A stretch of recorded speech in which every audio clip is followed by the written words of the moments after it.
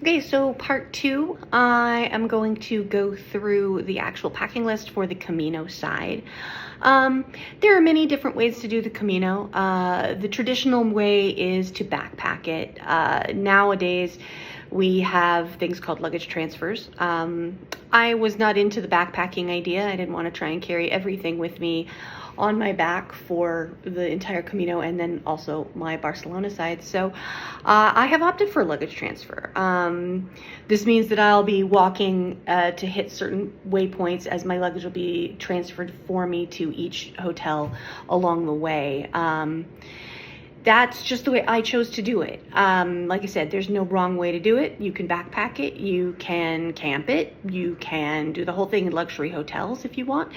But I just opted for the luggage transfer because I want to be able to focus on the walking part. I've never done anything like this before, so I wanted to be able to focus on that and not have to worry about lugging 30 pounds of stuff with me or doing without the things that I need with me to make my life comfortable.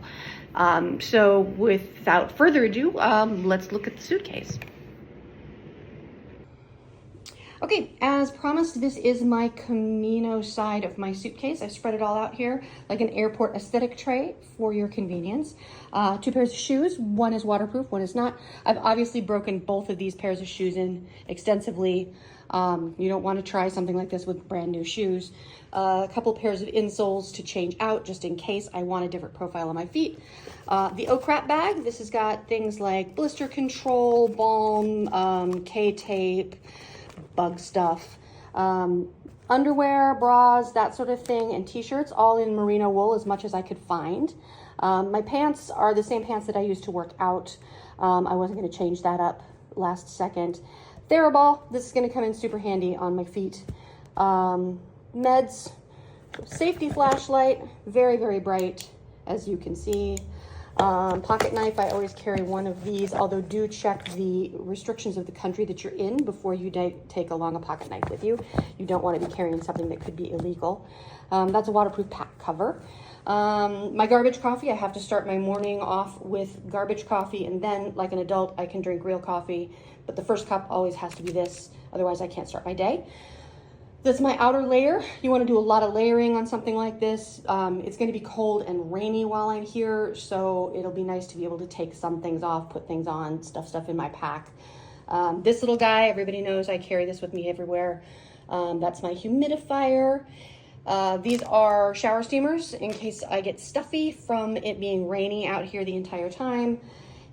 This is my Cadence capsule and all of my toiletries. Shampoo, conditioner, body wash, body butter, all that kind of stuff. If you've been following along, you know I had dental surgery unexpectedly right before, so I get to carry 2 toothbrushes with me, which is making me feel very fancy.